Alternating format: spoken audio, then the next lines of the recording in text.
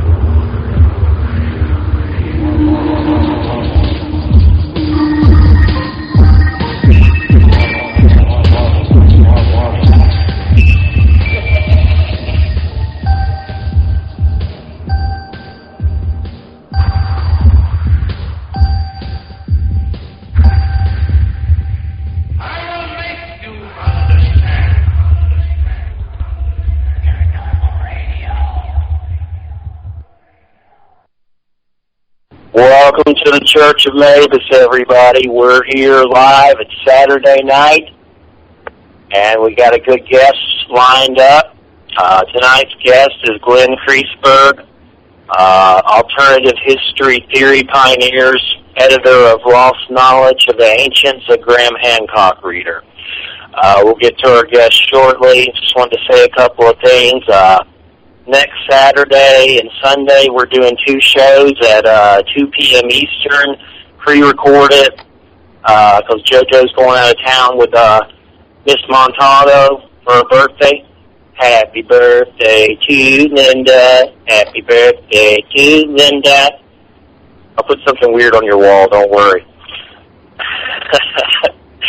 But, next, I'll tell you who the shows are. Saturday at 2 p.m. Eastern is Frank Joseph. We're going to do a show about the Norse mythology on his book about gods of the runes. So basically we're going to have a show completely about the Norse. His book's Gods of the Runes. Had to look at the title there to remember because of my crappy memory. But the title of the show will be Oh Sweet Ragnarok, and basically we're just going to talk about the Norse completely. We've never did a show about them completely, so looking forward to that. A lot of interesting things. Sunday, 2 p.m. Eastern, we're doing another pre-recorded show with Guy's friend Max. We're doing a 2-hour show on Nikola Tesla. So, what's your friend's complete name, Guy? He goes by screenwriter Max Crow. He's a screenwriter. He's got his own production company. He's a history buff. He's back in the day. I've known him like 25 years. Back in the day, he was like the 5th member of our band. Dude's like MacGyver. He's an engineer. He's a metallurgist. He all sorts of stuff. Right now, he's writing a screenplay on Tesla, and he got a lot of first-hand knowledge from the curator of the Tesla Museum at the hotel he stayed at for like forever. So he's got all this cool little tidbits about, Tesla you don't really hear, or it's just actual, shit people. Yeah. So before we get to the guests and everything like that, I want to make sure that I thank everyone from when I was out and, injured and everything for all the kind words and prayer circles and all that stuff you did for me. I really, really appreciate it. I didn't get to tell you last week, but it's coming along fine. Didn't lose his leg. We didn't have to put a peg leg there. Really, man, it was close to that. Yeah. Yeah, we put out the call for the prayers and brought in the chi, baby. That's how we roll. We even got on UFO Undercover and sent out the chi request. That's how we roll. That's how the JoJo rolls. That's how we roll, baby. That's right. But just glad you're feeling better and back. because I hate doing shows by myself. Because when I run out of crap to talk about, that's when you're there. So, just to mention our other two guests for October, our Inner Traditions month. It'll be the last month of Inner Traditions scheduling for us. John Chambers, his book, Victor Hugo's Conversations with the Spirit World. I titled that show Quasimodo's Dream because I'm weird. So, yeah, a little hunchback. Yeah, Victor Hugo in the house. Oh, yeah. And then our October 29th show, I'm looking really forward to that. It's with the Iroquois Supernatural Talking Animals and Medicine People, Michael Bastine and Mason Winfield, and basically they're going to tell us a lot of crazy, weird, strange ghost stories from the Iroquois tribes and stuff. So that's going to be really cool. I've been reading some of them. They're pretty weird. So looking forward to that. And then November, we're going to UFO it up a lot. I don't think any of these people have been on the network. So that's going to be an interesting November. And then just a quick, brief December, Micah Hanks and Jarrett Brock's my web designer. We're doing an alien show. My girlfriend, Carrie Boyer, she's going to do a show about her experiences. She is a client of Bud Hopkins. And then our final show of the year will be Andy Colvin designing his own Mothman Roundtable. So I don't know who he's going to stick on that, but we're working on that. So definitely a good lineup. So we're booked all year, and I'll start booking for January at some point. All right, anything else? I saw some weird thing going around saying there's supposed to be 3 days of darkness, October 28th. Which is a crock, of course. More Ellen and stuff. Yeah, so just stop it. Just stop it, people. If you knew the science and everything that was involved, that would actually make us have 3 days of darkness, that'd be pretty bad. Impossible. And also with this Planet X crap. Listen, man, if this planet came anywhere near the inner solar system, I'll tell you, it would disrupt all the asteroids in the asteroid belt, all of the comets, out in the Oort cloud and all that stuff, and we wouldn't even see the planet because all the asteroids and comets and crap like that slamming into the planet would pretty much wipe us out. Well, all the planets slamming into the planets would wipe us out. Oh, yeah.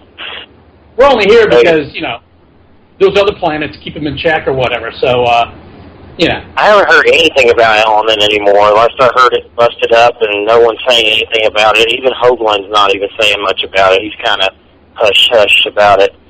But, well, you find out after they make all these, ridiculous claims and sell some books and stuff like that. It just goes away. Nobody says anything about it, and they just immediately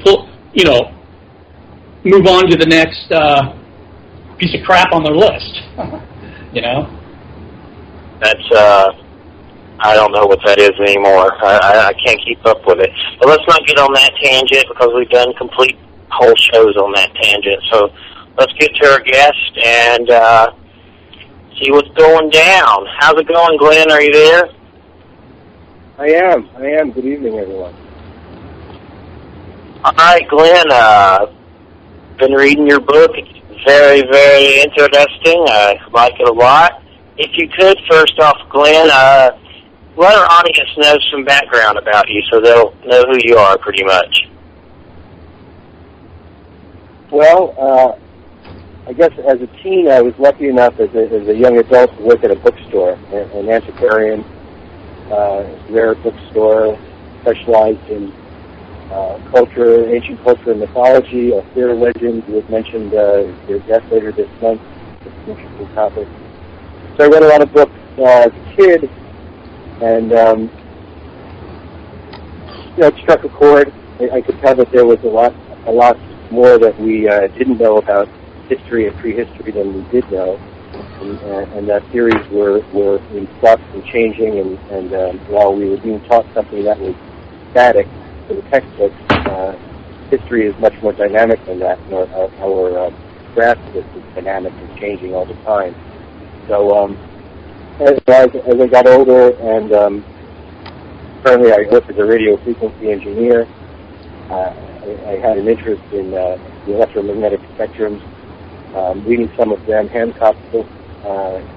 We had began a communication. He had asked me to write an article on electromagnetic expansion for his forum. And really what prompted me to do that was reading his book Underworld and finding out about the temples on Malta.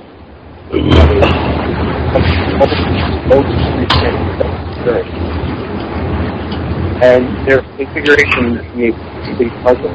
Just looking at how they really posed a mystery for me. So I wrote this article as part of a package with how these temples appeared to have a configuration or layout that mimics a radio frequency propagation pattern. And it was something that I felt needed to be further explored. So that article was subsequently published in Atlantis Rising magazine, and I later became editor of Graham's website, forum, which features an author of the month every month. So I get to speak with these guys and look at their latest articles and research, books, and we publish an article once a month featuring an author who's kind of on the cutting edge of alternative science history research. Hey, Glenn, are you driving in a car right now? No, I'm not. I'm sitting at home. I do have a hands-free headset on, and if you need me to speak up, just let me know. Yeah, it sounds like you're driving and you got the window down. No, not at all. I didn't know if that was a toilet flush, and I heard some weird noise. I don't know what that was. That's all right. That's all right. You sound fine now. Okay, hey, yeah, I heard that noise for a moment, too. Go ahead. Were you talking about the civilization they dug up in Turkey? With the freestanding pylons, and it has like the... Göbekli Tepe. No, I'm not talking of that. I'm talking of the temples on Malta, Hagar Kim. There's a few other names for them. I don't have the names off the top of my head, but there are these temples on Malta that are considered to be the oldest, or were considered to be the oldest freestanding structures on Earth. They predated the pyramids by a few thousand years. The site you're speaking of in Turkey, which Robert Schock and John Anthony West have been investigating, and actually they've been excavated for the past 10 years by the German Archaeological Institute. These ruins are really set to change everyone's view of prehistoric humans, because, of course, this site in Turkey is twice as old as the Great Pyramids. They're saying it's again, this is based on radiocarbon dating at the site, 10,000 BC.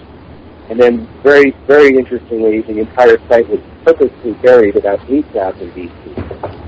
And these are, as you said, standing pillars, some of them 10 to 15 tons, with, in base relief, different animals, figures. In fact, Robert Schock did a presentation on this site at the CPAC conference that I just attended this past week in Sedona. And he talked about how these pillars are actually amorphous human figures. They have arms wrapping around them with hands. They have belts and loincloths. And then they also have animals carved in relief into their surface. Yeah, they're thinking that it was a civilization that was kind of nomadic, that would, build this little temple or whatever, and then bury it and move on and build another one. Well, this site, according to Schock's research, this site was occupied for thousands of years, and it's an extensive site. It's only about 10% of it has been excavated, even though they've mapped the entire thing using subsurface ground-penetrating sonar, radar, and they've got there dozens of stone circles, most likely calendar sites, that align to events on the horizon. So it's the kind of construction that we don't expect to see from humans until about 5,000 years later in the Nile Valley, and it's between the Tigris and the Euphrates. And of course, we've known all along that the chronology of human history has some major gaps in it, and some of the research, and I discussed this in one of the articles in my book, being done in the western Indian Ocean, the Bay of Chambay, off the northwest coast of India. They're bringing up artifacts from the floor of the ocean, and they're mapping what appear to be ruins of cities at 40 meters deep. So right. This is rafts above the water before the seas rose at the end of the last ice age. There's actual, I think, a couple sites off of India's coast that have, artifacts and stuff like that. I mean, I guess, a pretty nasty earthquake or a few earthquakes went through there, and there's evidence of that. Like the old. I think the site you're talking on the east side, on the southeast, and this is one of the things that scientists have to look at when they're excavating below the surface of the ocean. Has the floor shifted? Is the stratigraphic layers still intact, or have there been disturbances, seismic or geologic otherwise, that have kind of corrupted the site so that you can't trust the depth at which things are found? And that's true. The floor of the sea level has changed over time based on tectonics and plate movement. But they're beginning to map this stuff, and they're beginning to isolate it so that they can determine the sites that do have valid dates. I mean, and I believe the site in the Bay of Chambay is an undisturbed site. They feel that there has not been a shift in the seafloor there, and that what they're pulling up, is from before the waters rose. So there are other instances where it can be shown that there was seismic activity off the coast of Japan and China. The floor of the sea has risen and fallen substantially in the past 10 or 15,000 years, and they can determine that. Yeah, it must have been HARP. Sorry, it's an inside joke. That's an inside joke. You ever HARP, the thing angels play?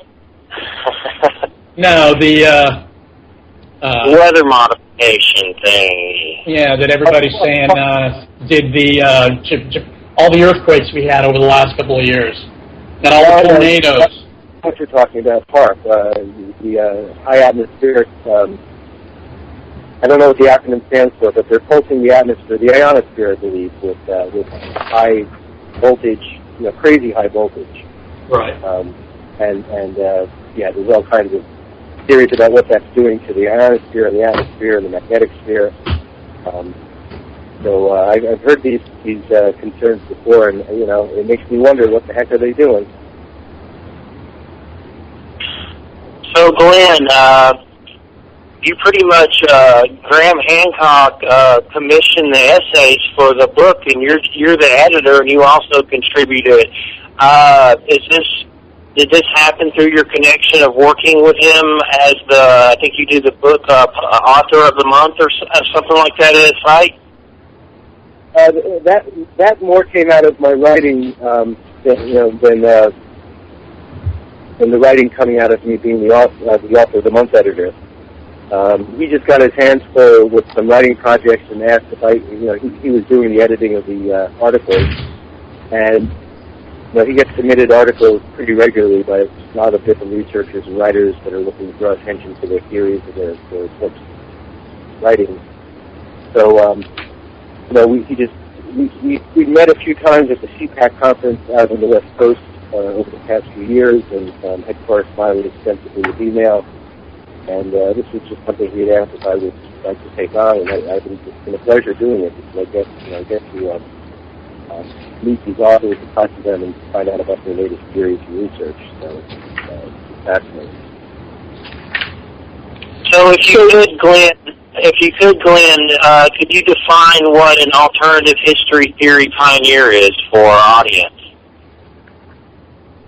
Well, I guess that would be somebody who looks at the textbooks and sees what's being taught and thinks that there are some gaps missing, and goes out there and independently does some research to help fill in those gaps.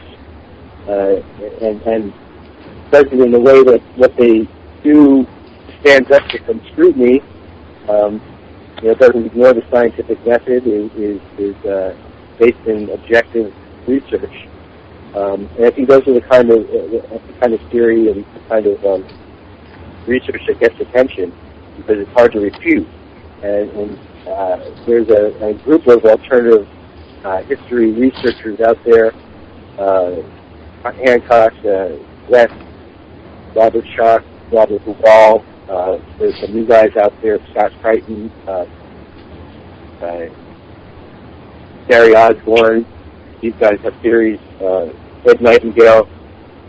All of them pretty much studying Giza and what's been going on in the Egyptian culture going back into pre-dynastic times. The guy Thomas Gropey, who's done research in a site called Nabta in Western Sahara. This is another extremely old site, quite ancient, much older than the dynastic Egyptian civilization. And again, it's a calendar site. It's got megaliths standing up. When it was built 8,000 or 9,000 years ago, 7,000 or 8,000 years BC, it was a place that was arid with lakes, with quite a nice climate compared to what it is today. And there were people there who were very much in tune with nature and with the skies and with the motions of the heavens and determining how that affected life on Earth and the belief system. So Gropey is doing some important research. It's going to go a long way towards backing up the research in Turkey, which is simply showing that there was civilization on Earth twice as far back in time as currently credit. And, that itself is astounding, but if you think that perhaps we don't know that twice as long before that, there was also civilization. I mean, once you start talking about the vast amount of time in geologic history, in Earth history, in Earth science, it's not that outlandish to think of things having existed and come and gone, and there being very little evidence of it left, material evidence of it left, to discern who or what those people were. So we're really working with fragmentary evidence, trying to put a puzzle together that, quite frankly, all the pieces of that puzzle probably don't exist anymore. Right. There are a lot of mainstream scientists that have the same issues that you do. I mean, for in the United States, they're saying the original, inhabitants was like the Clovis people. Well, they've actually dug down much, farther in the past than the Clovis people and found different types of arrowheads. I mean, they're cut differently. Everything's different. Fire pits, all sorts of things. And these people, they caught all sorts of hell from the mainstream, science people that were their peers. And they're giving them the evidence, and people just would not look at it. They were just, no, this is how it is. But now they're beginning to, and a lot of the academics, a lot of the traditional researchers, in some cases they're having to eat their words, and in some cases they're having to kind of start to scratch their head and say, what if these alternative researchers, what if these alternative theories turn out to be right? So they're beginning to hedge themselves a little bit. I currently am serving as vice president to NERA, the New England Antiquities Research Association, and at our spring conference up in Portland, Maine this past April, our keynote speaker was Dennis Stanford. He's the head of Paleo-Indian Studies at the Smithsonian Institute. You don't get more mainstream or academic than Dennis Stanford. He is Smithsonian's man on ancient Indian culture in the U.S. And yeah, these guys. Go ahead. Sorry. He's been working for many years to show that Clovis is not the oldest, and that he believes in his theory, and he's still working to prove it, not the accepted theory, is that the Nutrient culture from Europe came across below the ice sheet. He shows in his presentation how in the past, as the ice age was ending between, say, 17,000 and 10,000 BC, it wasn't just one period of cold slowly warming. It was repeated cycles of cold and warm, where the ice caps descended and receded and descended and receded numerous times, a dozen times, 10,000 years. The last time the ice came as far south as Long Island and parts of the Northeast America, and he believes at that period the Northwest European Solutrean culture followed the ice sheet, hunted sails and the whales that were along the ice, and just made their way to the U.S. Northeast coast, where they're discovering all along the Chesapeake Bay these sites that predate COVID, that apparently predate the Younger Dryas period, which perhaps was started by a cometary event. Its impact turned everything very cold for a long time during the forming period of the end of the Ice Age. So there's a lot of evidence that's accumulated, and a lot of this Chesapeake Bay and East Coast evidence is coming up from offshore, on the continental shelf. He showed a wonderful part of his presentation with this fully intact bison skull with a included that was dredged up by a fishing vessel off of New Jersey. And there they found in that net with that bison skull evidence, arrowheads, spearheads, that humans existed when that bison was not a mammoth but a bison. So that puts it quite a bit further back and associates the bison with human presence, which is something that's new. That's not what's currently being taught, but it will be. Yeah, well, scientists will pretty much only believe what they dig up. They don't. They won't go kind of out. Yeah, they kind of won't go outside. I have this bone, so this must be. This must be it. We'll change the numbers to do this. It's like they won't. They won't really expand on it. They very much are not as open-minded as other folks. They tend to work with blinders and even within the and I think it's just the nature of researchers, because you get within your own niche. And what I found even with my own book, The Lost Knowledge of the Ancients, and kind of surveying all these different theories and researchers, they didn't all necessarily know how their research fit into the bigger picture, fit into elements of somebody else's research. How putting the two pieces together, now you get a clue or a hint of something that lets you bring both theories a little bit further. It's an interesting phenomenon to watch unfold. Yeah, man, they got to publish papers, and they got to get grant money and stuff like that, and so they kind of latch onto something and try to hang their hat on it. I think there's a great need. You hit on an interesting point, because I think there's a great need for some type of foundation, alternative history or an ancient intelligence foundation to fund the research. I don't want to call it fringe research, but the kind of research that's a little bit out of the mainstream, but still is being followed up on. And I can think of a number of projects that would be worthy of foundation funding. It could really, provide some interesting results, positive or negative, put some arguments to rest. If the research was done, if it was undertaken as a serious scientific study. Right. And I know more and more places like Stonehenge, Karnak, and these ancient sacred sites around the world are beginning to get that kind of attention. The scientists and academics and institutions are beginning to focus their attention a little bit more on these scientific experiments. It's like you get comfortable with the theory.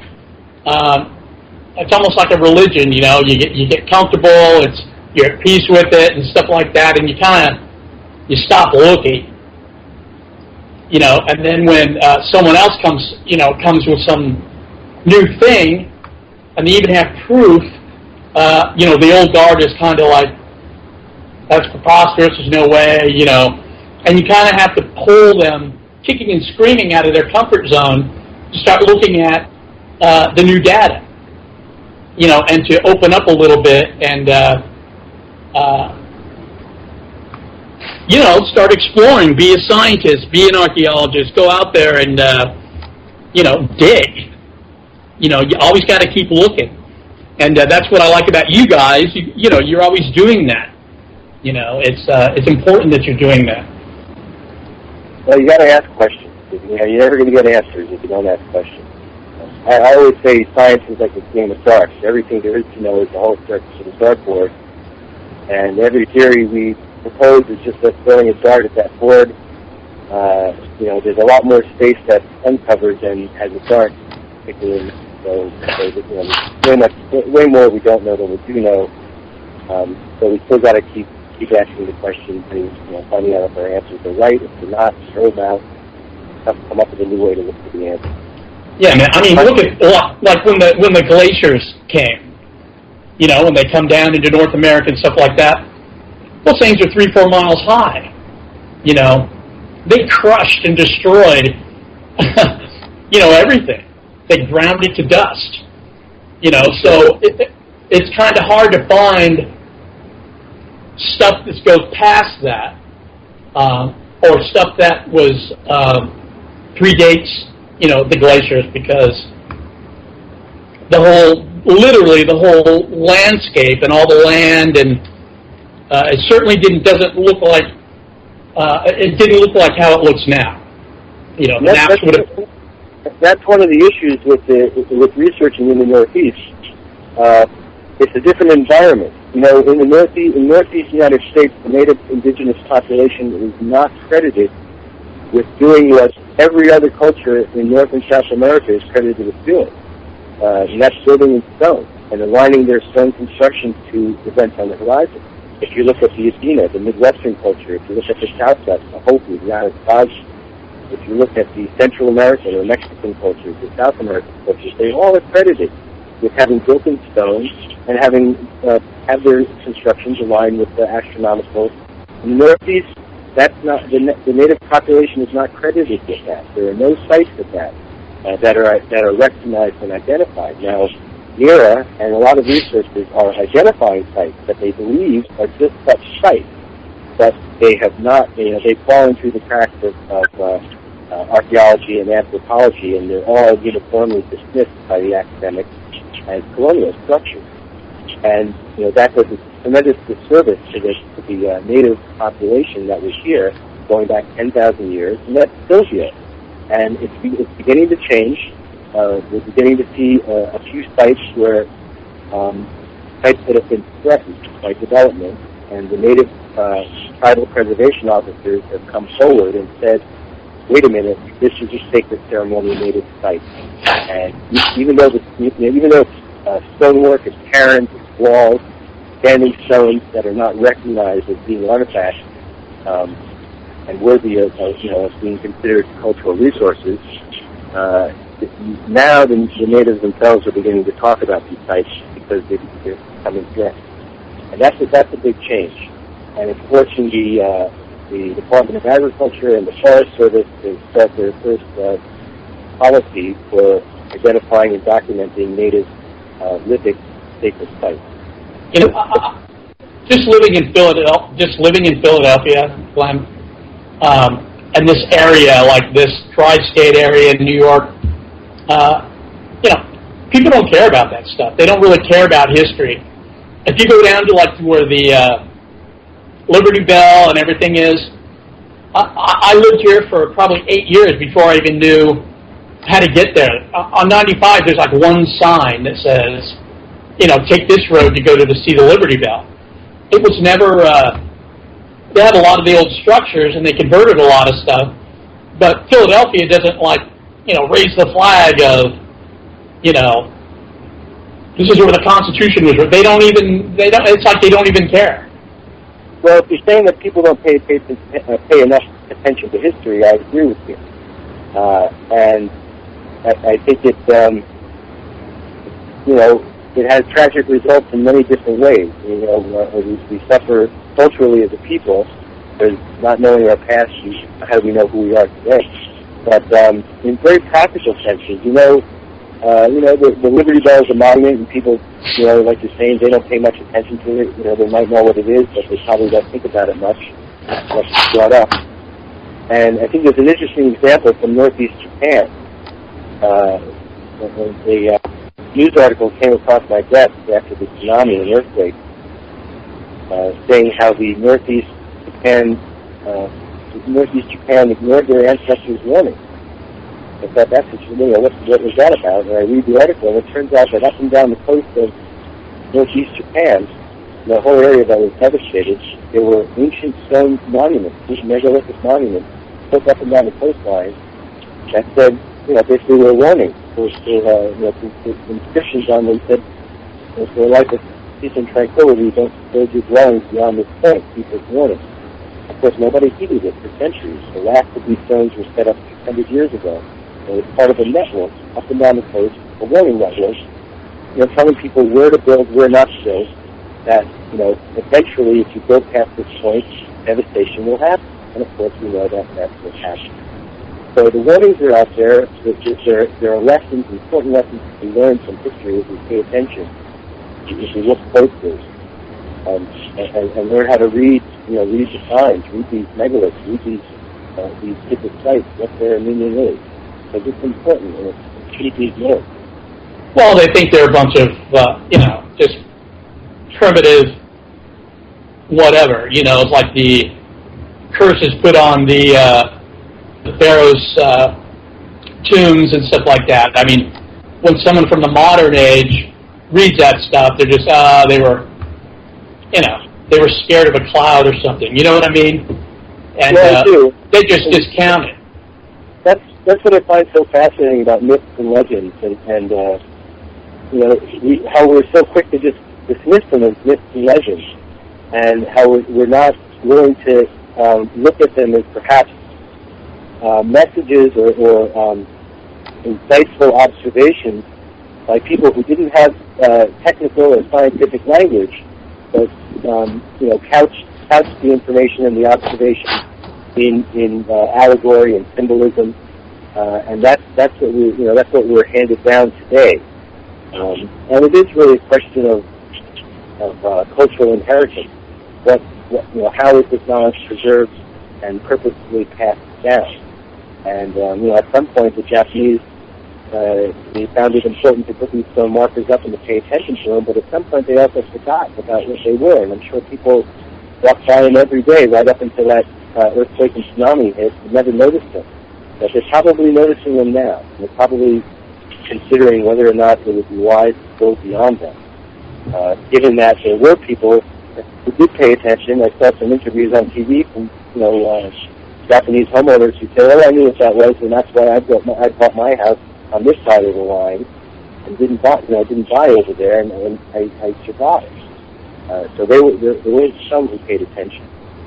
Well, yeah, a lot of Japanese and Oriental people that are stepped in history and stuff like that. They follow that stuff still. I mean, there's small towns scattered all over the place in Asia that have had temples, little stone temples that people worship at that are thousands of years old. Absolutely. In India as well. Yeah, there's a lot of that in a lot of those countries. There's nothing like that here. There's nothing like that in Britain, France, Germany. Unless they're pagans or something. Well, I was going to say, in this country there are the Native Americans, and that's a history that goes back 10,000 years. But people laugh at them. People they're regular Americans, for the most part, think they're just a bunch of primitive kooks. Well, that shows the Americans' ignorance, because the way the Europeans sent out so-called missionaries 500 years ago to save the savages, the so-called savages, those savages now see it as their mission to save us, save our ass. Because we're the one who's now threatened, and they have the real answer, not the answer that the missionaries went out with, which is a false hope or a false God, but And I know, you say a bunch of pagans or it's that root of human history that we've lost contact with. I mean, pagans were nature worshippers. They were more in touch and more intimate with the forces of nature we even can begin to conceive these days. Look, here's my thing on humans, essentially. We are exactly the same almost as we were thousands of years ago, and I've said this on other shows, we just had better technology. We still do a lot of the same things that we did back then. We do them now, just differently. Well, that's true. And you're right, human nature doesn't change, but I think it may sound funny, the nature of humans change. I think at various times, I'm a believer in history going in a cycle. And a lot of the articles in my book speak to a vast cycle in time, actually tied to the precession of the equinox. And this is documented in many ancient cultures. And it has to do with the fluctuation in the ages of man, and the rise and fall of civilization, the rise and fall of consciousness. And that is not as linear as we tend to think. And even though evolution occurs in a linear process, it has upon it superimposed a cycle of rising and falling that's tied to what I believe are forces in the universe, electromagnetic forces. So do you think there's any correlation with electromagnetic or forces of nature with the end of the classic civilizations like Rome, stuff like that, the Dark Ages, and then like the Renaissance? I do. I believe if you study the Indian Yugas, and if you study the Greek, what Plato called the Great Year, the Chinese had it as well. This is tied to the precession of the equinox, which is a 26,000-year cycle, 11,500 in one direction, and then another 11,000 in the other direction. And it's supposed to be tied to a binary motion of our sun with another celestial object that interacts over this time, causing what we observe on Earth as precession. Now, for your listeners, precession of the equinox is the appearance of the sun appearing to back up through the constellations by 1 degree every 72 years. So it's fairly perceptible in a lifetime, but in 26,000 years, it makes 360 degrees turn on the horizon through all the constellations of the zodiac, and that's what accounts for the ages of the zodiac. Of course, now we're entering into dawning of the age of Aquarius, which in the Yuga cycle is coming out of the darkest age, and beginning to ascend again into enlightenment. The highest age, which being a golden age of man, is what's correlated with the existence of Atlantis 12,000 years ago, and of course that would mean that about 1,500 years ago, at 500 AD, was in the darkest part of this cycle, which of course was Dark Age Middle Ages. The Renaissance came after.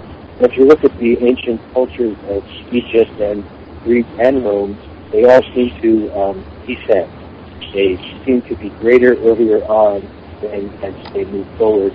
Their accomplishments and culture really descend. And that's kind of enigmatic. People don't really know why the greatest constructions of the pyramids were done at the earliest phases in dynastic history, and as later and later, things become much more legal. Go ahead. One of the things that I've thought about was that we have these cycles and stuff like that, and I don't think, from what I've seen, that it's actually affecting humans. I think whatever is happening is affecting their surroundings and living standards, and then you have droughts, and you have crops are dying, you got disease and stuff like that, and it's almost like the earth itself goes through this cycle, and we have this a period where we have to adapt to all the changes. I mean, they did cores in a lake, went way down, and at the time I don't know if it was the Aztecs or the Incas. I get my timeline with those mixed up, but it was the same time that they suffered a massive drought, and at the same time in Egypt and that area, they were suffering a major drought, and it kind of just put everybody back. You know, we kind of went primitive again. You know, we had to like eat berries and you know, that sort of thing. So you think maybe that it could be that these cycles within our solar system or whatever, it's affecting the planet, and we are getting our butts kicked because of it. Well, that's not an unreasonable theory. I mean, there's no question that throughout time, human history has been affected by cataclysms. And whether it's been global in nature or just local, and of course, it happened to be local in olden times, it seemed like it was global, because you didn't know what was going on anywhere else but your own world. So it's quite possible that as you're saying, as nature goes, so goes man's civilization, and there's no question about that. And I think our clock has been reset numerous times. But that doesn't exclude the possibility that our conscious minds may still be affected by electromagnetic forces that have depending on our exposure to them. And if the theory of precession that is now prevalent, which is the Newtonian lunar solar model of precession, where the moon and the sun are tugging on the Earth, the blades of the Earth, the molds of the Earth, causing it to, as it spins on its axis, to wobble like a top. And that's what the scientists attribute to precession, or attribute precession to forces of gravity pulling from the moon and the sun, making this wobble, making us see this spinning of the constellations around the banded horizon over a vast period of time. And there's no question that ancient cultures took note of it. Astrology goes so far back in history, we know that they noticed that the position of the sun changed relative to the constellations on the horizon. And it wasn't until Greek times that they figured this out mathematically and said that it was a 26,000-year astronomical cycle. And really, if you think about it, it's no different than how the days or the seasons occur by the Earth spinning and our relative position of the sun. And precession is just a hand on the clock that is spinning much slower, but it's still a astronomical phenomenon caused by spinning of the world. So is it go ahead, I'm sorry. So I was just saying, and of course the other theory that would account for us seeing precession as we observe it on Earth would be that the sun and the planets and the solar system is actually arcing through space in a binary orbit with another gravitational body, another star, being maybe a brown dwarf, something may not be visible to the eye, star that we're familiar with, like Sirius or a Bernard star. Yeah, there's something out there. They discovered it in the 90s. You know, it's just listen. It wouldn't be a reach at all to say that it's a brown dwarf, because I guess most systems are binary. You know, very true. Are the ones that they're finding. So, do you think this change, like change of the season, what effect does it have on humans to make us go back into like almost a primitive state, or to the point where we stop being innovative and we become warlike or more warlike and stuff like that? Is it something with we're being pulled or something? There's something that's physically affecting us? There's some interesting research going on now. There's a guy named Michael Kurtzinger in Canada and a woman from UCLA named Beverly Hunt. And they've done research with electromagnetic fields and seeing how it affects human consciousness. And basically they built chambers that block out all EM fields from the subject, and then they tested the subject as they are basically sequestered from any of the ambient electromagnetic forces that we're all normally subject to. There's a lot of them as we walk around. So the subjects in these research experiments did show marked change in their consciousness when they were blocked from the natural electromagnetic fields that we encounter, cosmic rays, background radiation, whatever we are normally exposed to. These folks sat in chambers and were completely blocked from them, and they had breakdowns. They were not able to really function well. If they were musicians, they were not able to read and play music sufficiently. And when they're out of the chamber and they're being exposed to normal electromagnetic forces, they, accomplished musicians. But when they get in this chamber, they can't play in with mathematics. They're not able to calculate higher math or equations. So something is happening. Deterioration occurs while they're in these chambers. And what is also interesting is that they've done reverse experiments where they've plotted enhanced electromagnetic fields for subjects and have found that this increased perception made them, in some cases, have psychic ability or the ability to be able to respond with numbers, do things that you wouldn't normally think they'd be able to do, that they had enhanced mental capacity. And this is it probably messes with the magnet or the electrons in the brain, like messes with the highways and like a train track, kind of switches it to go this way, and all of a sudden you can't think anymore. Right, it's either short-circuiting it or it's not allowing it to not fire in the right order or something. And then when they reverse the process, they may be opening the filter, allowing the currents to be engrams to form quicker, be more responsive. So there's no question that electromagnetism has an effect on our consciousness. It's just how the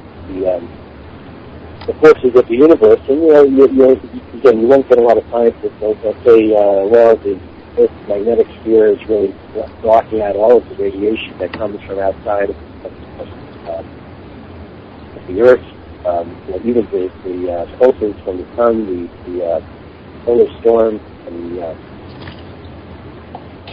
plasma arcs that come out, those are also, were protected by, down here on the Earth by the magnetosphere of the atmosphere, which lights up and actually reacts very strongly to the sun's projection. These days, those solar cycles as well, and what those might do to us. I was watching a show, I think it was how the history was, or how the universe was made or something like that, and they can actually duplicate in a lab a solar flare, like the size of a basketball, exactly like the ones that come off the sun. They collide all these materials, and they have a high definition camera, and it's just like a half of a millisecond this happens. And when it happens, it's a flare. It's a flare of energy. And it looks exactly like what comes off the sun,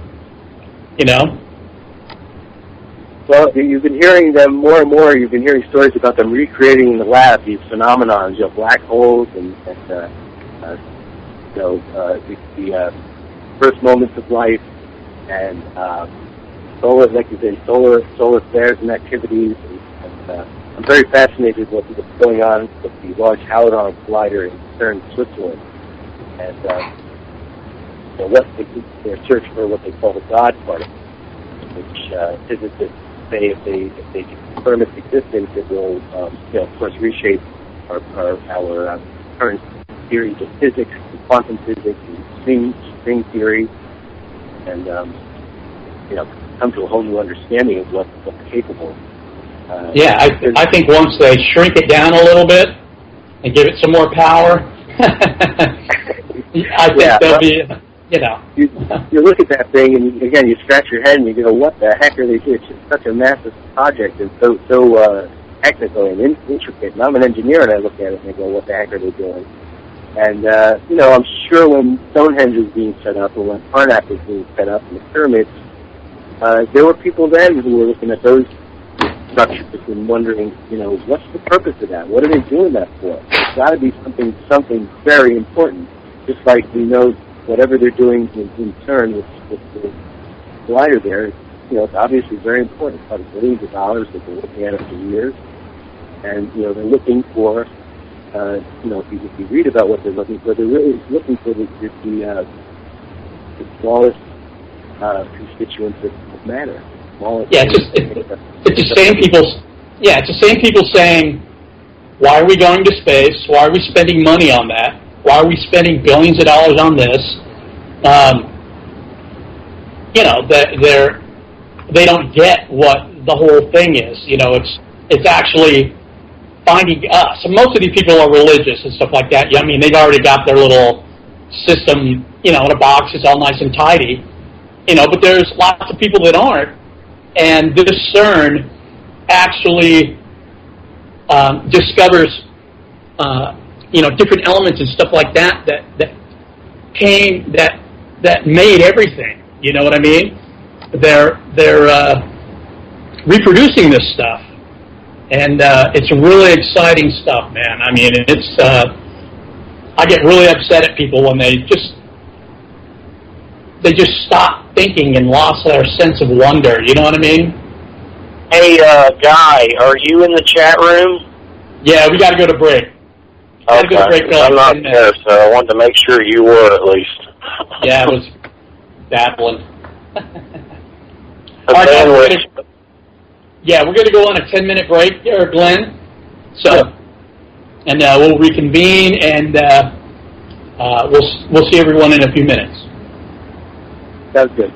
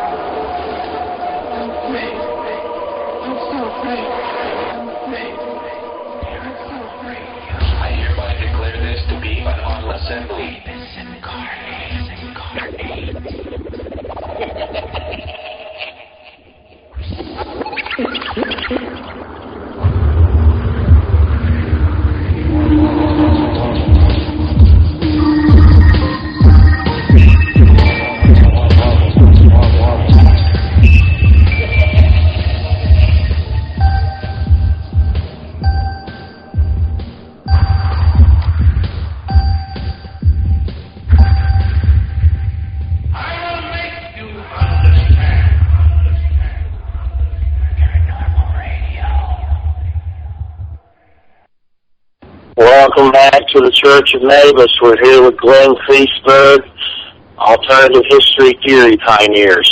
I guess where I wanted to start, Glenn, I know Andrew Collins has a chapter about in the book about cosmic rays' influence in human evolution.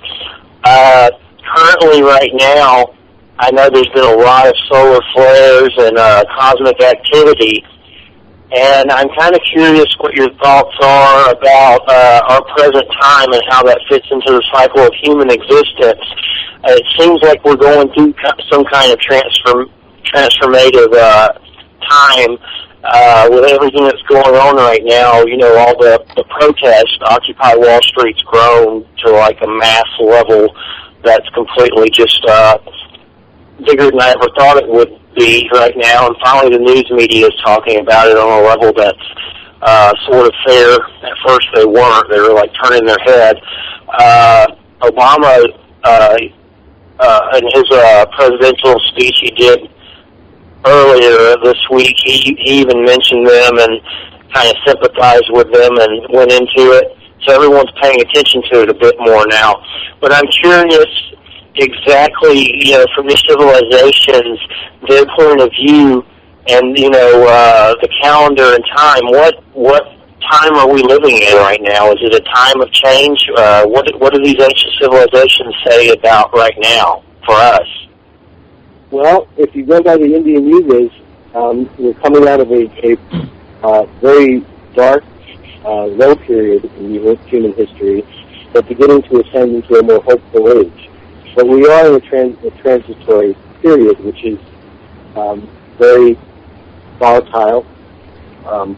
We're coming from an age of using an electric age, the discovery of electricity, the discovery of power, but in a very dirty, unbeneficial way to humankind. And a lot of the ancient cultures talked of a pure energy age, of a clean energy age, which is in some respects the next age that we will enter into. And you hear there are a lot of themes about this with technology, free energy technology, perpetual motion technology, the kind of technology that creates vision from the sun, but just technology that's going to give us a clean, permanent, unlimited source of energy for humans to function with. And we've never had that, or at least we've never had that in modern times. There may have been times in our great distant past where humans were in some way able to tap into unlimited forces, cosmic energy to focus on their endeavors. And there's a lot of speculation that some of these forces were at work in the creation of some of the great ancient monuments on Earth that today we have a hard time explaining how they made it, how they did it that way, without the use of modern technology. In fact, in some cases we wonder how we could even do it today using the technology that we have now. But as far as the cycle, if you break down the ages as the East Indians, as the Hindus do, into an Iron Age, and a Silver Age, and a Golden Age, with the Iron Age being the lowest stage of mankind, lowest stage of conscious civilization. We are now out of that age and ascending towards what might be considered a Bronze Age. Not quite a Silver Age, certainly not a Gold Age. But the age we've been in is a very, quite frankly, shallow, materialistic, not a very deep age as far as human consciousness. And I think that's pretty well represented in our modern culture. And I think we have a very mature, sophisticated modern culture. But I think we're heading there. And it's going to take letting these things unfold in nature the way they're intended to, and need to be more in touch with and more in contact with nature and that. Of course, we're blind to it now. And not many people can name the constellations, can name the stars, highly of motions of the heavens. It's all taken for granted. We have applications, we have calculations that are provided for us that tell us these things, but we really don't care about it. So, because as we mature a little as a society and as a people, these things will become important to us. Once they won't be time to fulfill. So in your chapter, you contributed ancient humans have knowledge of the electromagnetic spectrum. What are some ways that it's pretty evident that they had knowledge of this? Is it pretty much just the architecture and their calendars and things of that nature? Well, there's some other clues as well. In the article, you see some of the research by East European doctor, physicist named Snootney. He looks at ancient tapestries, We also looked at the configuration for some of the mortuary temples in Egypt, and he sees circuit diagrams. He sees computer layouts, and says they look very much like signal generators.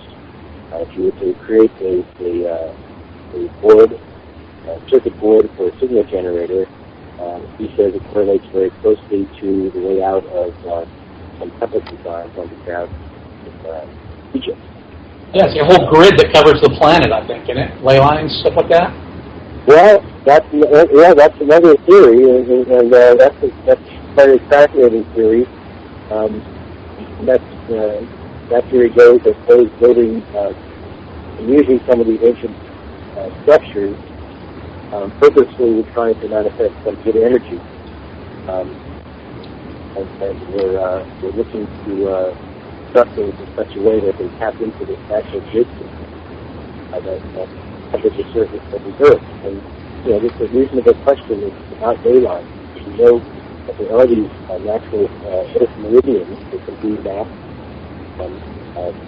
Their Gaussian may be related to them. But there are these unseen entity meridians. They do seem to connect these locations, different locations, and they do seem to create an earth grid, an energy pattern that seems to cross the globe.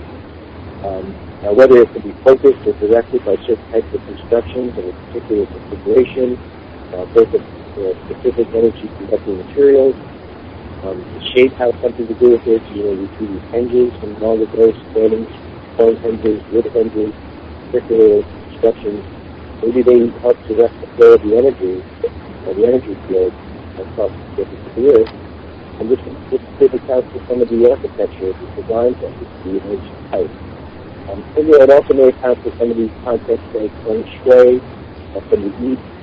And also we know that there's some type of geomagnetic field that Earth is specialized to navigate and migrate for distance. So these are all questions that are tied into this type of Earth energy, magnetism, how humans use it, how animals use it.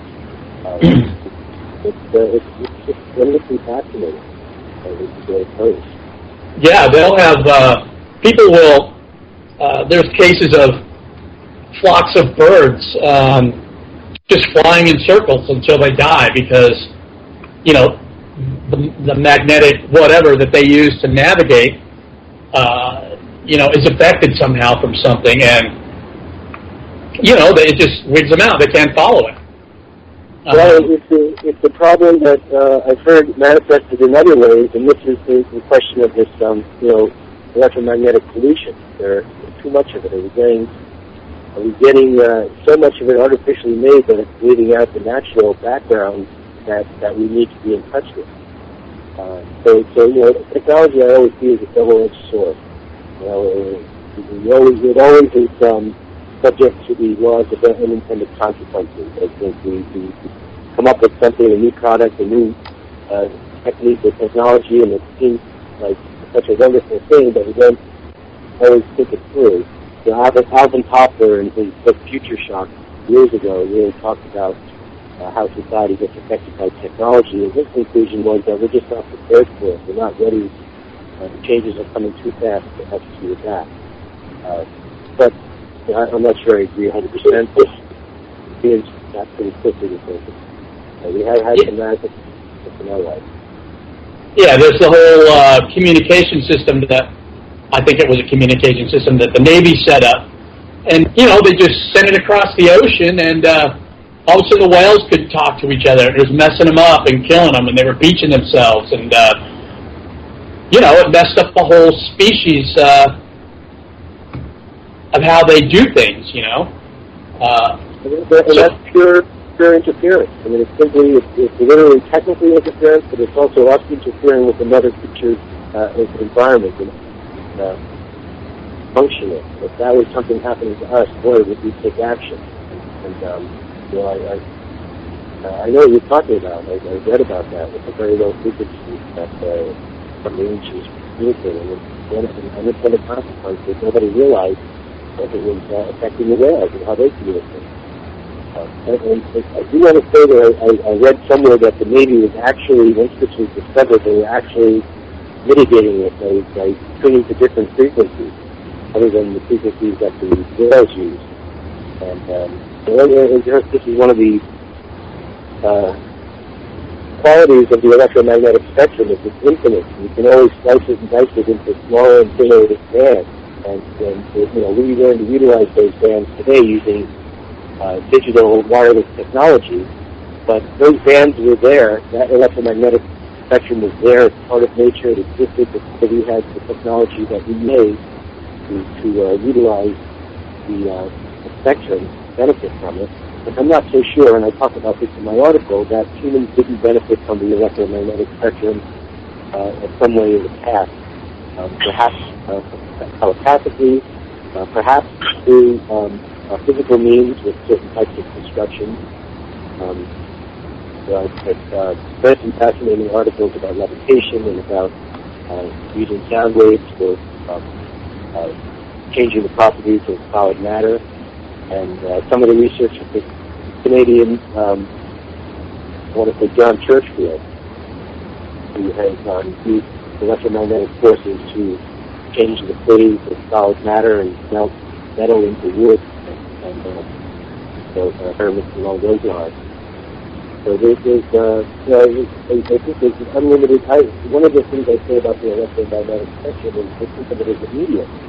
It's almost as if it's a medium that all of existence is recorded on, through our vibrations, our thoughts, our actions. Everything vibrates and resonates in that electromagnetic spectrum, and I think there's change there in some way. So echo, ghost, whatever we refer to these things, they are tied into some type of real phenomenon that mindfulness can be measured.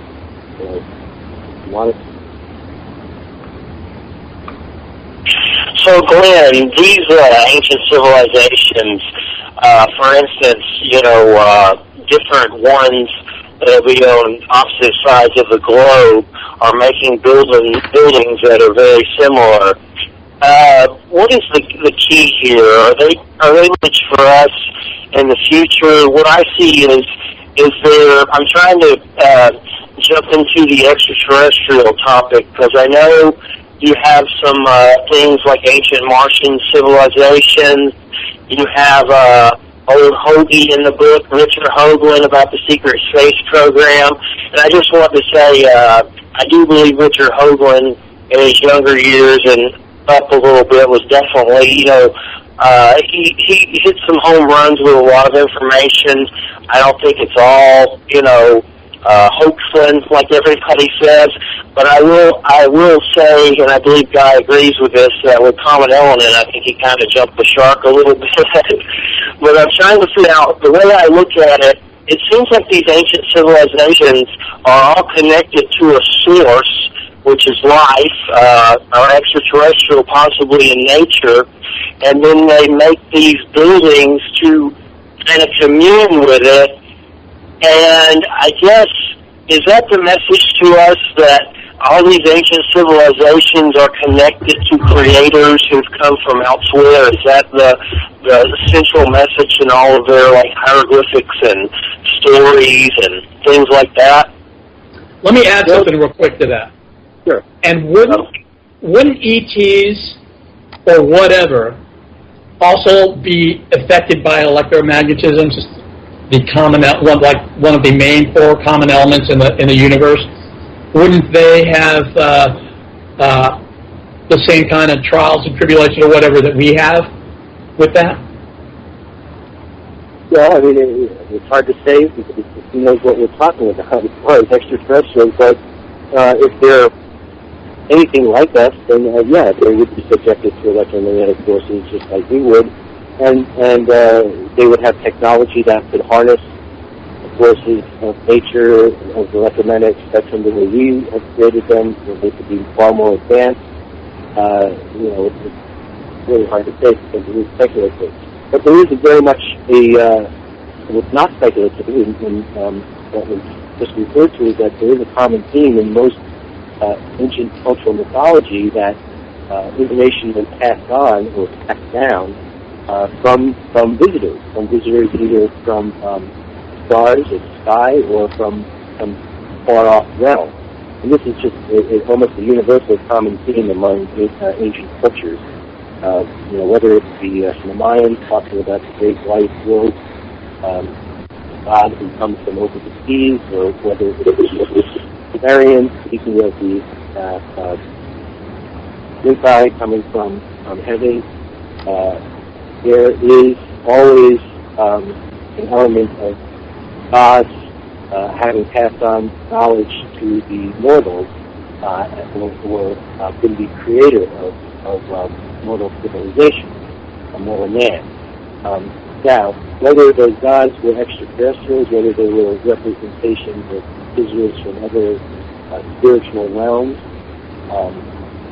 there's a lot of really interesting research about altered states and the experiences that people have when they're in them. Rick Strassman did a really interesting book called The Spirit Molecule, having to do with DMT experiments on subjects and how they all universally had experiences, not unlike shamans, where they appeared to be communicating with spirits from another world, which could easily be interpreted as extraterrestrial visitors. So when we're in an altered state, and what's caused, we tend to have these experiences where we feel we've had visitation. In some cases, we take it back to the other side. And whether it's brain chemistry, whether it's a real kind of communication with an unseen world, this is all open to fact and to interpretation and to experimentation. And we are beginning to scientifically look at these altered states of these perceived visitations and abductions with a new sense that maybe there's something more to it than just people being off the rocket. Now, personally myself, I think, and I have seen UFOs and had certain unexplained things happen that I would only attribute to being a higher plane of existence, whether that's an extraterrestrial plane, whether that's an eternal plane, whether that's I'm not sure. But I think as a society, we're beginning to be incrementally prepared for something, some coming realization. I think it's really interesting. Last year, there was a press conference, National Press Club in California, where a bunch of retired Air Force colonels and majors and lieutenant generals, there were about 7 or 8 of them, came out and said that in the 60s and 70s they were all in command of nuclear missile bases and had UFO instances occur. Have any of you guys hear of this? I'm sorry, what? I was wondering if you had heard of this National Press Club press conference. Oh yeah. Well, see, nobody. This is what the debunkers say about that. They say, listen, airline pilots and military people or whatever, they're not any better at identifying and any of that stuff than the normal person. And doesn't get any press. I don't understand why it doesn't get any press. You have these guys saying, "What's happening?" I was saying, why isn't Anderson Cooper interviewing these guys? It didn't get any press. In fact, it was killed in the press. It was very difficult to find that press conference, that National Press Club clip, 2 days after it was on. 2 days after that press conference aired live, you could find barely anything on it. Yet, to me, it was one of the most astounding things. I mean, these guys were coming out and saying that they had UFO incidences. Their missile bases went down. They were not able to fire their nuclear weapons had they wanted to, but they weren't able to bring their facilities back up without having teams come in from outside and work on the equipment. So, and they were sworn, basically sworn to secrecy based on national security. And for 30 years they've kept quiet, and now the time limitation has run out, and because they were allowed to speak, they did. And they simply related to the world what had happened to them. And they didn't draw conclusions, and they didn't interpret. They just said, I got a call from the security commander on the surface. He informed me there were lights hovering outside the entrance to the base, and what should I do? And the commander told him to make note of it and put the time down to enter into the log. And 5 minutes later, the same security officer calls back frantic, saying these lights are lowering. They're coming, really in a panic. And then the base goes down. And when they reported to their commander, they said, you have to talk about this, but it's confirmed that it's happened in other bases, not just in the U.S., but in Canada and in Russia and in other places around the world. Yeah, everywhere. And not all at one time. Over a period of time, these encounters were happening where unidentified flying objects were approaching military bases, Atlas missile silos specifically, and causing them to go dysfunctional, not to be able to operate. What message was being sent, what message was received by the military during these events, we don't know. It was all blacked out. But you can imagine. Now, another thing I want to mention, I mentioned this in the introduction to my book, is Edgar Mitchell, the sixth man to walk on the moon, an astrophysicist and aeronautical engineer, aerospace engineer, Apollo astronaut, who also came out and said unequivocally that the government is covering up, a UFO incident. I believe he was referring to Roswell. Now, this is a very credible person, and I remember when he made this announcement, and it was 2008, NASA quickly issued a statement saying that they recognized him as a true national hero, an American hero, but that they didn't agree with his opinion. Right. Buzz Aldrin even said, he's actually saying there's man-made things or alien things on photo, or what is it? The Mars moon? Yeah. Hogan's claim is that there are objects he foiled or photographs that were never released. He received photographs that were never released to the public and published them. And he claims that there are clearly structures or rooms of structures visible in these photographs, and points them out in his book. There's a huge monolith on that moon, and I've seen the pictures. I've seen it on space.com, and they're like, well, what is this? And Buzz is like, why are you asking me this question? There's a monolith on one of Mars's moons. Why isn't that in the news? Why doesn't anybody care about that? There's so much information and disinformation out there that nobody knows what to believe and not to believe. And I heard you talking earlier on the break about the comet, the asteroid that's supposed to be passing close to Earth, and depending on what you read, they're all going to be killed in a few weeks, and there's no escaping it, and the government's hiding it from us. But we know that's all a lot of bunk, because if we critically analyze the facts that are out there, we can see that this is not the case. That it never passed between the Earth and the Moon on its orbit, either in or out of the solar system. It's of a size and mass that's inconsequential. That many other things of this size have come within the same distance, and it doesn't affect us in any way. But if you're going to go out of your way to look at when it took its nearest approach and what happened on Earth on that day as far as seismic activity, there's a lot of seismic activity on Earth every day. You're going to find something somewhere on every day that will tip the scales to tell you, oh yeah, that asteroid must have caused that Earth tremor. So looking at this stuff critically, analyzing the information that's out there critically, if you're able to do that, you can pretty much discern what's crap and what's worth paying attention to. Yeah, listen, the scientists put these sensors like 10 feet in the ground all over the country and different parts of the world, and the Earth does not stop having earthquakes ever. It's just the plates and the tectonic plates and all that stuff, it's always moving. It's not just, it sits there and then it gets, all stressed out and moves really quick. It's always moving. Right, and there's going to be somebody who's going to, is going to correlate one of those movements with some passing by thing in the sky and say, oh, look, that's cause an effect. But, it's just not the case. It's smoke and mirrors, because, like you pointed out, there's always movement. You can always find something somewhere to say was caused by whatever the latest perceived threat is. Well, I think people just give humans, too much credit for stuff. Nature is an unstoppable force. It rules everything, and it does what it wants.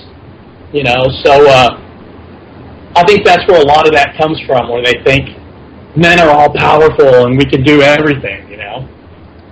Can't cure the cold, can't feed the poor. You know what I mean? Oh, yeah. Well, it seems like the big resistance with all the historians that are dinosaurs and don't want to change their perspective on anything, is it because they're so against the extraterrestrial connection? Is that what it comes down to? Is that the big resistance point? Is that the main, if you sit back, I've been watching Ancient Aliens. It's on the 3rd season. There's just great thing from History Channel and everything. But is that what it is? Is that the thing that they have a problem with so badly about? They just want to admit that? I think one of the problems people have with the ancient alien connection, one of the reactions to it is, do we really need that to explain everything that humans have done? Don't we have the wherewithal? Don't we have we've done all this stuff on our own?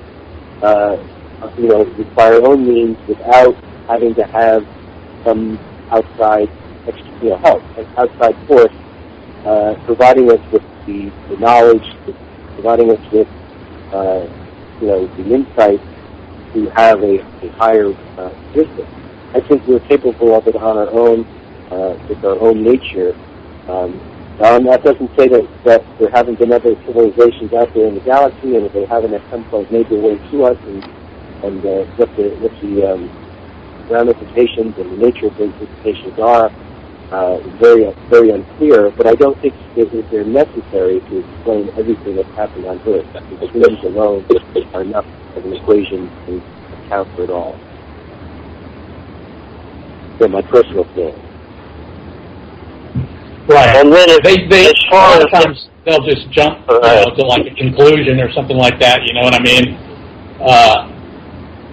So they kind of do that too, but pyramids were. Yeah, I mean they were those stones were sawed, with that like a diamond. You know what I mean? That could cut through that. I love the work of Christopher Dunn. I don't know if you're familiar with him. He's done some amazing research on these structures in Egypt and the perfection of some of the angles and some of the surfaces.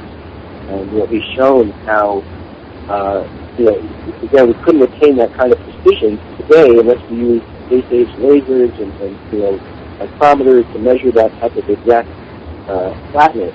I think it was the width of the king's sarcophagus in the Great Pyramid as he measured and said it's just amazingly flat, and also some angles.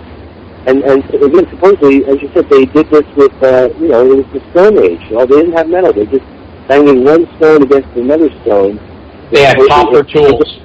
Able to get these things that perfect, and it's just not like this. How they did it, that's a mystery. Nobody seems to know.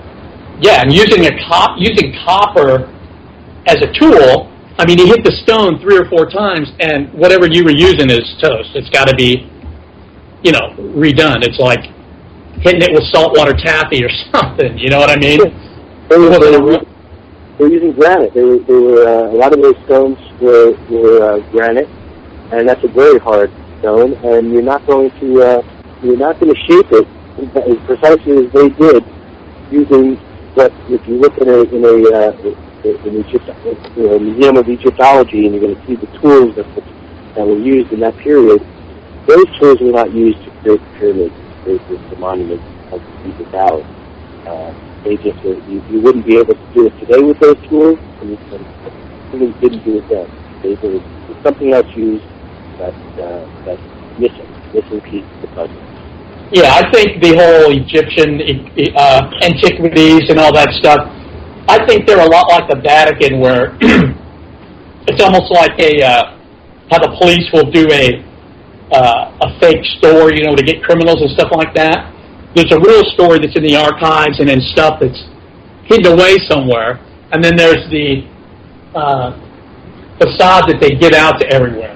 You know what I mean? Like how they said the pyramids were built and stuff like that, when they really know something else happened. I think you're right. I think the evidence is probably there to disprove the current theories, and they really are working hard to keep that evidence, public as long as they possibly can. And I think it's because there is a message there, and a message that they don't themselves know yet, so they don't want a misinterpretation of it to go out there. They don't want, even if the true message is something that is beneficial or detrimental, they want to control the message. I mean, that's powers with the message and powers with controlling the message. And a lot of people think that there's a warning encoded into the layout of Caesar, and that it's prophesizing something that's very bad, portends something very bad for humankind, and for that reason they don't want that to come out. But I don't see that. I just think their heads are in the sand, and they don't know what it is that they truly have.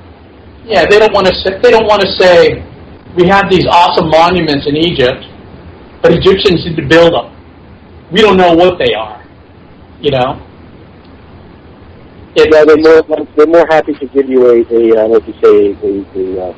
kind of a default explanation and to stick with that and not to change that, come hell or high water. And it is frustrating. I mean, look at the age of the Sphinx. Everybody knows that it's not contemporary with the pyramids. Geology doesn't bear it out. There's consensus on that, but they never changed the textbook. Nobody's bothered to make sure that the academics follow up on the evidence. Well, yeah, they don't want, because they can't explain it. They can't explain why the Sphinx's erosion is completely different than everything else there. And that the head is disproportionate to the body, and if it's when they actually think about, when the Sphinx was built was probably about 10,000 years ago, because that's when this place was like a tropical forest, and it would have water erosion. And look at that, the constellation Leo is rising in the morning, so we got a big lion there. You know what I mean? It makes perfect sense. It all adds up. It does. I mean, it really, like, right in a row. That's your data right there. And then, they want to shove a square into a circle and say, no. Well, this site in Turkey, the Göbekli Tepe, is really going to change that. It takes time. It does take time. I think if you look back on this time, a few hundred years from now, there are going to be a handful of researchers. They're going to be seen as visionaries. They're going to be seen as the Gene Roddenberry. They called it. They got it right. They saw the future, and they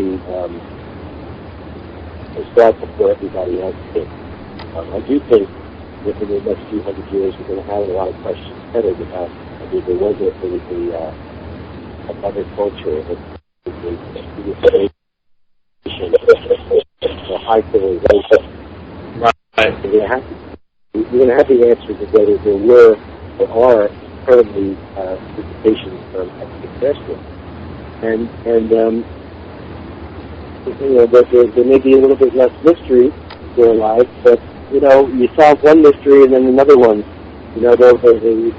Whatever age we live in, there are always going to be mysteries to be solved by humans. That's how we can be sure.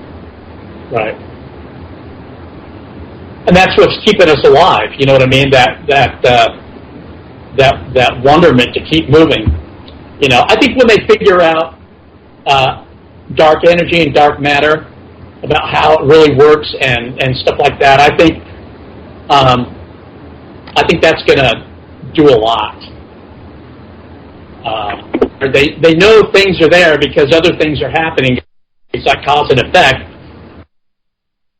They just can't prove it. You know what I mean? It's like your car smashed. I know you were in an accident, but nobody saw the accident. So you can't. There's nobody there to say that you were actually in an accident. But you can look at the car and see that it was trashed. That's not a crappy analogy, but it's well, I know what you're saying.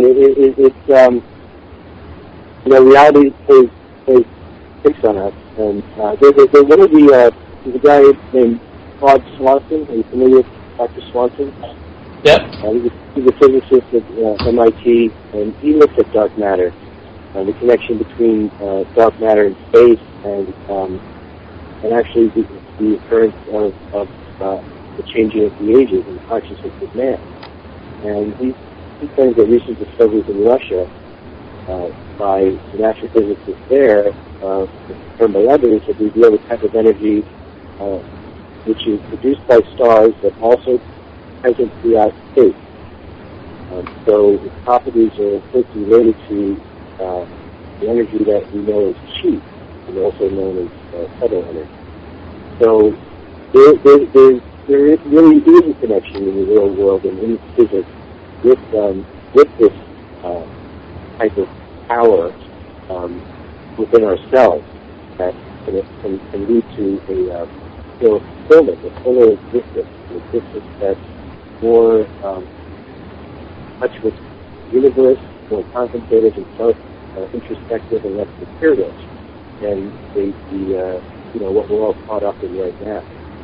Very much weighed down by matter, by weight. If we get free from that, I think we'll have a greater future, one that's kind of limited. That's what the golden ages speak of. I mean, speak of a higher consciousness of man. They speak of spirit imitation, more ability to kind of soar in the heavens, and just not be so focused on material. Hey, you're breaking up, Glenn. Oh, sorry about that. I hope you heard what I was saying. Now, why don't you kind of trailed off at the end there. So, talking about the limited nature of humans and how if we can get through this age to a new age, an age where we do have unlimited power, energy, clear energy, we're not trashing our environment, there is a hopeful future. It's just we kind of have to get through the dark parts and get to that ascending time when we have more hope and more freedom to kind of soar in the heavens. Right. Sound great now.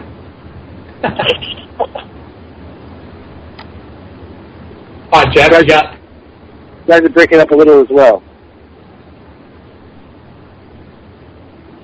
Hey, Jeff, you still there? Yeah, hey, I'm here. I hear breaking up, but that's it. I don't know what's causing it.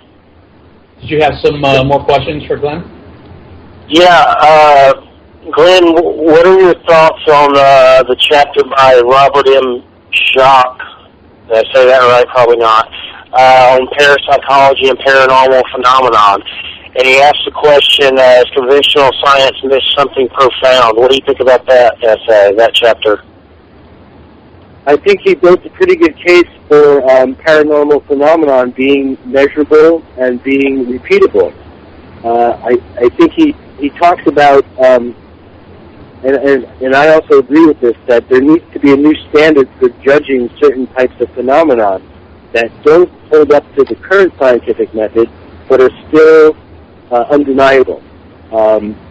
Things like dowsing, certain types of precognition. There's a lot of research that's been done. I think in his article he talks about PAIR, the Princeton Engineering Anomalies Research Lab, that looked at human consciousness and how it apparently affects random events. So I think there's a lot to be said for the paranormal phenomenon movement. I do think there's scientific evidence to support that this is a real phenomenon that needs to be researched in a way that thinks outside the box. When you can show mathematically that people can predict the outcome of an event before it happens, through some type of transfer of information, remote sensing, however you want to describe it, something is going on that's allowing the transfer of information at an unseen level, and what it means and how we harness it and what the implications are, that's all still to be determined.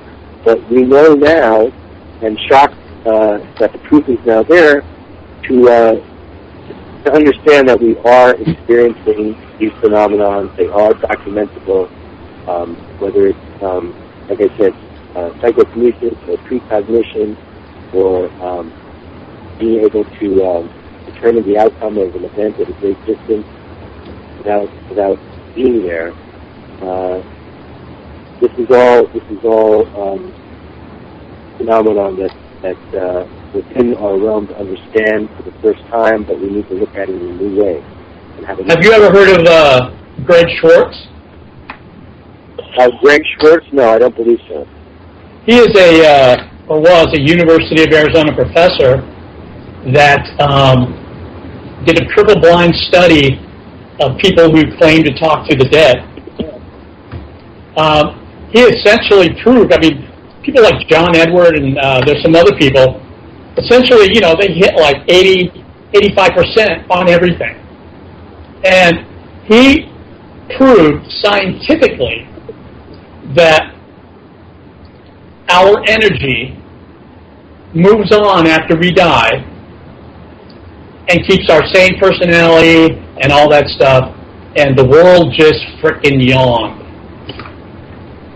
Nobody, the scientific community was like, he did it completely like, it was completely scientific, and people just, in the scientific community, just did not give a crap because it was that far out,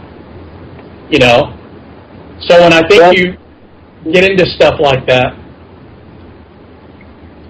Well, it sounds very interesting, and I wrote his name down because that is the kind of thing I'm interested in finding out more about. And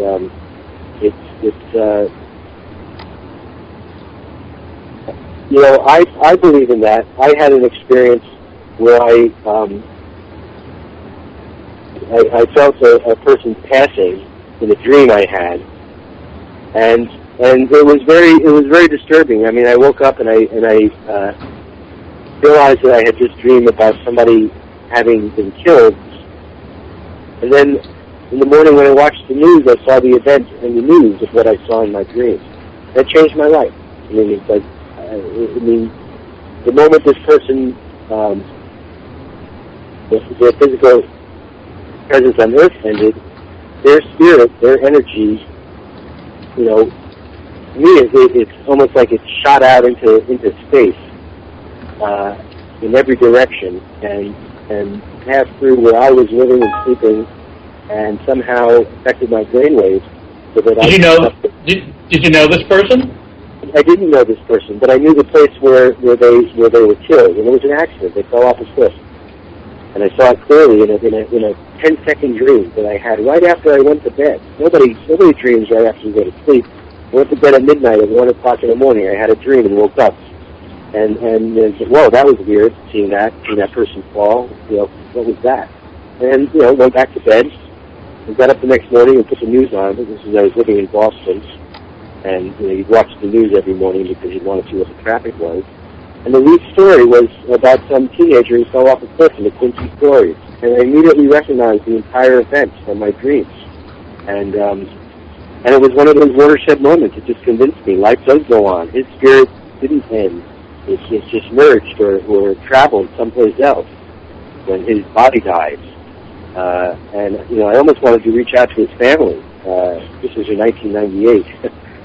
But I remember the date I had the dream. I remember, it was a very short, vivid dream. But one I'll never forget, and gave me a lot of confirmation in afterlife, and there being more to this world than what meets the eye. And, as an engineer, it was a hard time accepting it, and very pick and choose who you talk to this stuff about, because you share it with family members and folks start talking about how you had a dream about seeing someone die and then watch it on the news the next day. Yeah, they'll deny it even happened. Yeah. You know what I mean? They'll convince themselves that, I wrote about it because I found it very cathartic to share the experience with someone. And if you Google on the web Path of the Spirit, you'll probably come up with this because it was picked up by a paranormal site in Massachusetts that keeps track of these type of events. Precognitive dreams or whatever. Anytime they have it all categorized. I don't remember the website, but it's kind of interesting. Anyhow. It just basically tells me that there's really a lot that we don't know. We really don't know. We're still, in the infant stages of really finding out. I think we're in the infant stages of really finding out who and what we are, and different things like that. I would just add to that, who and what we are. We're in the infant stages of learning who and what we are again, because I think we learn who and what we are over and over. And if you I think it's been many times. Yeah, and if you go by those East Indian yugas and the processional cycles, and that's what it is. We are in the infancy of human existence, of human civilization. We're just coming out of infancy. If infancy is being the least enlightened, then that's what we've been most recently in this cycle. But we're heading towards the other end of the cycle, which is where we're the most enlightened. Yeah, we've been just running around like a bunch of idiots for the last, as long as we've recorded history, we've been, And we probably will for a while. We probably will for a while longer. You can guarantee that because we are humans. Yeah. Yeah, Glenn. Well, hey, Glenn, we're at the end of the show here. What's your website that you're at? Is it the Graham Hancock website, or do you have another website? I do. I have a website of my own called ashnews.org, ASH, like Alternative Science and History, ashnews.org. And I update it as I find interesting stories on the web and interesting research projects and publications. I update the site, and there's a lot of interesting information there for people who like this type of subject. And then of course the other site is NERA, New England Antiquities Research Association. That's NERA.org, NEARA.org, and that's all about the mysterious lithic and megalithic sites in Northeast America. Right, and you also have a book out, Lost Knowledge of the Ancients. That's correct, Within Their Traditions, and that's a collection and anthology of articles on alternative science and history by some of the leading researchers and also some of the more recent and less known but cutting-edge alternative science and history researchers. So if you're into that stuff, check out Lost Knowledge of the Ancients. Yeah, it looks pretty interesting. Well, we got to go, man. All right, thanks for doing the show, and we appreciate you coming on, and we'll be in touch. Thanks. Everybody have a good night. See you next week. We'll do a double show, double whammy weekend. Bye-bye. Bye-bye. Take care. Hey, Glenn.